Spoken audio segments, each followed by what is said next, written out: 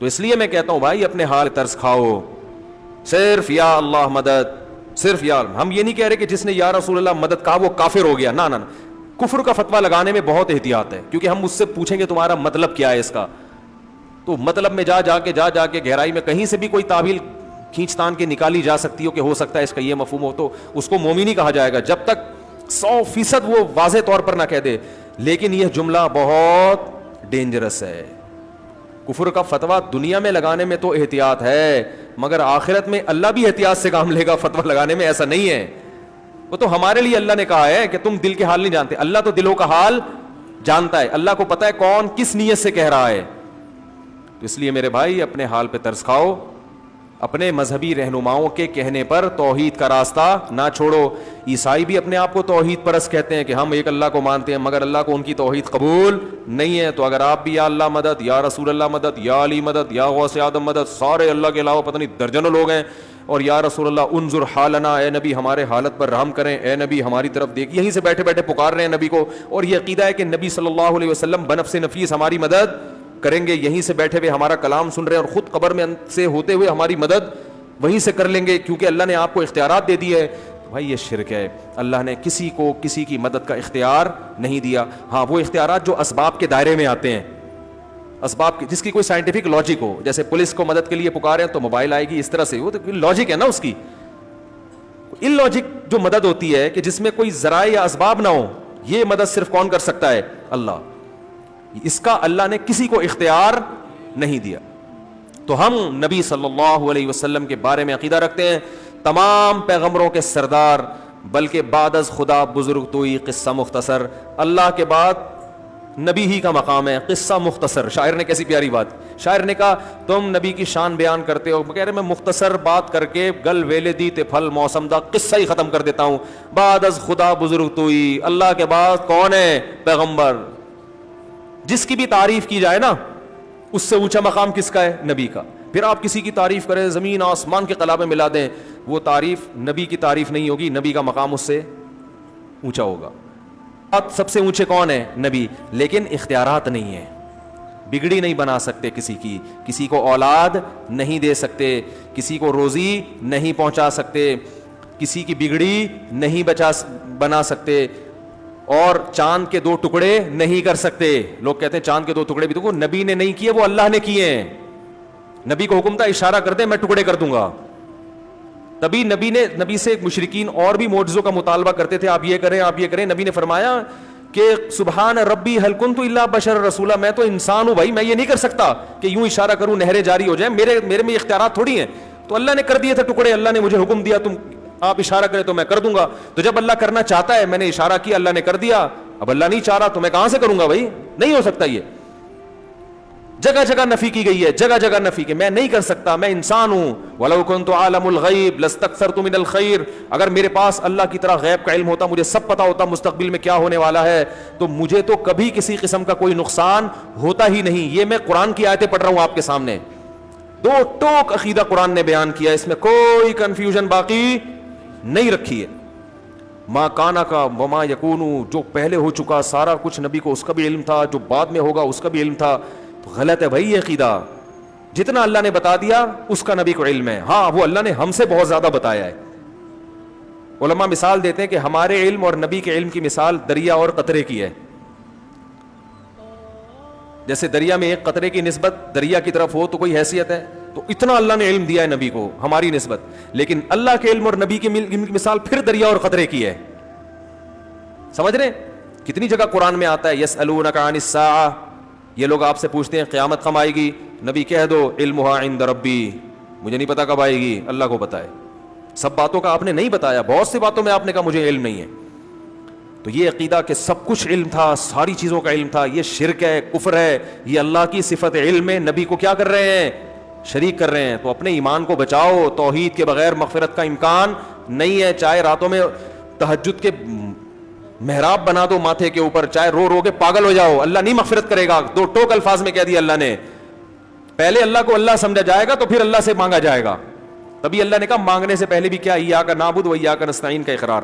حدیث میں, بخاری کی حدیث ہے, نبی صلی اللہ علیہ وسلم نے فرمایا کہ بندہ جب سورہ فاتحہ پڑھتا ہے تو کہتا ہے الحمدللہ رب العالمین تو اللہ تعالیٰ بندوں سے کہتے ہیں حمیدنی عبدی، میرے بندے نے میری حمد و ثنا کی ہے، وہ سکھائی بھی اللہ نے. جب کہتا ہے الرحمن الرحیم تو اللہ کہتے ہیں اثنا علی عبدی، میرے بندے نے میری ثنا خوانی کی ہے، مجھے رحمان اور رحیم کہہ کے پکارا ہے. پھر جب بندہ کہتا ہے مالک یوم الدین، روز جزا کا مالک ہے، تو اللہ کہتے ہیں مجدنی عبدی، میرے بندے نے میری بزرگی اور میری شان کو بیان کیا کہ میں مالک ہوں گا قیامت کے دن. پھر انسان کہتا ہے، جب مسلمان نماز میں کہتا ہے ایاک نعبد و ایاک نستعین، اے اللہ صرف تیری عبادت کریں گے، صرف تجھ سے مدد مانگیں گے، تو اللہ کہتے ہیں ھذا بینی و بین عبدی، یہ میرے اور بندے کے درمیان ایگریمنٹ ہو گیا ہے. یہ کیا ہو گیا ہے؟ اس نے وعدہ کر لیا ہے، اب اس وعدے کے بدلے میں اس کو کیا دوں گا؟ ولی عبدی ما سأل، اب یہ دعا مانگنے کے قابل ہوا ہے، اب جو مانگے گا دوں گا اس کو. اس ایگریمنٹ کے بغیر اللہ نہیں دے گا. ولی عبدی ما سأل، اب یہ کیونکہ پچھلی امتیں اسی لیے تو ہلاک ہوئی ہیں، اللہ سے بھی مانگ رہے ہیں، حضرت عیسیٰ ابن مریم سے بھی مانگ رہے ہیں، عزیر کو ابن اللہ کہہ دیا تو اللہ سے بھی مانگ رہے ہیں، درباروں پہ جا کے بھی مانگ رہے ہیں. نوح علیہ السلام کی جو قوم تھی اللہ سے بھی مانگتی تھی، بتوں سے بھی جا کے مانگتی تھی، تو اللہ نے کہا یہ والا مجھے یہ انداز پسند نہیں ہے. تو پہلے ہم سے ایگریمنٹ کروا لیا. اور دیکھو نماز میں تلاوت ضروری ہے، جہاں سے چاہے پڑھو، لیکن ہر نماز میں اللہ نے پہلے کہا کہ یہ پڑھو گے تو پھر آگے پڑھنے کی اجازت دوں گا. یہ پہلے ہر سورہ فاتحہ جتنی پڑھی جاتی ہے نا، اتنی کوئی سورت پڑھی نہیں جاتی ہے. ہر نماز میں، ہر رکعت میں، تراویح میں 20 رکعتوں میں ہم ہر دفعہ تھکتے نہیں ہیں. لوگ کہتے ہیں یار اب یہ تو سن لی ہے نا، بچپن سے سنتے آ رہے ہیں، آگے چلو. اللہ کہتے ہیں نا نا نا نا نا جب تک زبان سے یہ ایگریمنٹ نہیں کرے گا نا کہ تجھی سے مانگوں گا کسی اور سے نہیں، اس وقت تک آگے چلنے ہی نہیں دوں گا میں تجھے. 20 کیا 40 بھی پڑھے گا تو ہر دفعہ یہی پڑھنا پڑے، پھر تہجد میں اٹھے گا پھر یہی پڑھنا پڑے، فجر کی 2 سنتیں میں پھر یہی ایگریمنٹ، مرتے دم تک یہ ایگریمنٹ تجھ سے کرواتا رہوں گا. اور ہم نماز کے سلام کے بعد اسی ایگریمنٹ کی دھجیاں اڑانا شروع کر دیں، کتنی بڑی اللہ کے غضب کو دعوت دینے والی بات ہے. تو حدیث میں آتا ہے، بخاری کی حدیث، نبی نے فرمایا کہ انسان جب کہتا ہے اللہ تیری عبادت تجھ سے مدد، تو نبی نے فرمایا اللہ فرشتوں سے کہتے ہیں ولی عبدی ما سأل، اب مانگ. پھر اللہ کو پتا تھا کہ الٹی سیدھی چیزیں نہ مانگنا شروع کر دے نا، اتنا اہم موقع ہے، اللہ کی رحمت جوش میں ہے، ہمیں اختیار دے دیا جاتا تو ہم کہتے ہیں اللہ تھوڑی تنخواہ بڑھوا دے میری، اے اللہ ذرا ٹرائی کیا ہوا ہے مان نہیں رہا ابا اس کے، منوا لے، اے اللہ یہ کر دے وہ کر دے، بحریہ ٹاؤن میں 3 پلاٹ دلا دے. یہ دنیا کے کھلونے مٹی کے، ان پہ ہم عاشق ہو جاتے. تو اس لیے اللہ نے کہا کہ اتنا بڑا ایگریمنٹ کیا، میرا دل اتنا خوش کیا، تو اب بڑی چیز مانگو. کیا اہدنا الصراط المستقیم، سیدھے راستے پہ چلا دے. سیدھے راستے پہ چل گئے تو بحریہ ٹاؤن میں پلاٹ نہ ملے تو بھی جنت، مل جائے تو بھی جنت، ہو جائے وہاں تو بھی جنت، نہیں ہو ہے بھائی، کنوارے ہی مر جاؤ تو بھی کیا ہے بیماری میں چلے گئے تو بھی جنت، صحت کے ساتھ، کیونکہ جانا تو ہے. بحریہ ٹاؤن کا مالک بھی جائے گا ایک دن، بیچارے کا جنازہ بھی اٹھے گا. لوگ آج بحریہ ٹاؤن میں 2-4 پلاٹ ہوں، ہر ایک کو پتا ہے میرے بھی ہیں، اور جس کے نہیں ہو تو وہ یہی غم میں کھا رہے ہیں، یار میرا ایک بھی نہیں ہے، اس کو یہی غم کھائے جا رہا ہے. تو اللہ کے بندو 10 15 20 سال کے بعد ختم. جن لوگوں کے پلاٹ ہیں نا ان میں سے کوئی بھی زندہ نہیں ہوگا. جو مالک ہے نا، اونر ہے، اسی کا جنازہ ہوگا. لوگ کندھا لے کے کندھا دیتے ہوئے جا رہے ہوں گے، کلمہ پڑھتے ہوئے جا رہے ہوں گے، اور زمین میں دفن کر کے مٹی پھینک کے آ جائیں گے. اور پھر وارثون میں جھگڑا شروع ہو جائے گا، یہ میرا ہے، یہ میرا ہے، یہ فلاں کا ہے، یہ اس کا ہے. لوگ آ کے پھر وہ وارث سمجھ رہے ہوں گے ہم جیسے ہمیشہ رہیں گے. پھر تھوڑے دنوں کے بعد انہی وارث میں سے ایک اسی طرح پتلی گلی سے نکلنا شروع. آج اس کا پھر 100-200 سال کے بعد بھول جائیں گے اصل اونر کون تھا. اسکول میں پڑھایا جائے گا. ایک دفعہ کا ذکر ہے کہ ایک شخص کے دل میں خیال آیا، once upon a time there was a man، جس نے he planned، شعر ہو گیا کہ نہیں ہو گیا، there was a man he planned، اس نے یہ پلان بنایا کہ جناب ایک بحریہ ٹاؤن میں اس طرح کرنا چاہیے، اور پھر آج یہ اسی کی کاوشوں کا نتیجہ ہے. once upon a time، تو یہ سب once upon a time بن جائے گا نا، ایک دفعہ کا ذکر ہے. تو ایسے ہی ہوتے ہوتے ہوتے سارے جا رہے ہیں. تو اس لیے اللہ نے کہا بھائی فوکس کس چیز کو کرو، اہدنا الصراط المستقیم، اے اللہ سیدھے راستے پہ چلا دے. جو انعام یافتہ لوگوں کا راستہ ہے، پیغمبروں کا راستہ، صدیقین، شہداء، صالحین کا راستہ، ان لوگوں کے راستے پر چلا.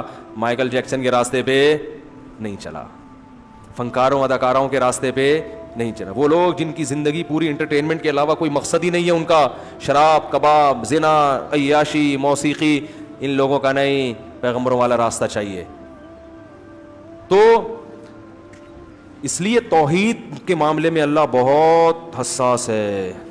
تو میں یہ جو کہہ رہا تھا کہ مصلحت سے کام لینا چاہیے, تو مصلحت کا مطلب یہ نہیں ہے کہ حق کو ہمیشہ کے لیے چھپائے. ہاں, موقع تلاش کیا جائے کہ کون سی بات کس وقت کہاں کہنی ہے.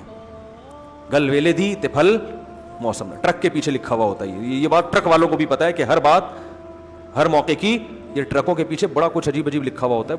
بڑی ادب ہے اس میں. سب سے اچھا جو ٹرک کے پیچھے مضمون مجھے لگا نا, تپڑ ہے تو پاس کر ورنہ برداشت کر. اس میں بڑی یعنی بہت ہی کوئی ذہین تھا جس نے لکھا ہے. یہ صرف اوور ٹیک کرنے کے لیے نہیں ہے, یہ زندگی کی ہر دور میں, یہ زندگی کی ہر دور میں کام آتا ہے آپ کو کہ بھائی تپڑ ہے تو ٹھیک ہے آگے نکل جاؤ, نہیں تو کیا کرو, آرام سے جو اپنے اختیارات ہیں نا ان کو دیکھو, ان کے حساب سے زندگی گزارو. تو پتہ نہیں کس نے یہ ایک ٹرک کے پیچھے لکھا ہوا تھا, اکثر کے پیچھے لکھا ہوتا نا ماں کی دعا جنت کی ہوا, ایک کے پیچھے لکھا ہوا تھا باپ کی دعا ٹریکٹر کا دھواں. میں نے کہا یار باپ کی کوئی ویلیو نہیں ہے. چلیں خیر, تو جلدی میں ترجمہ کر دوں, پھر ہم نے آگے بھی جانا ہے.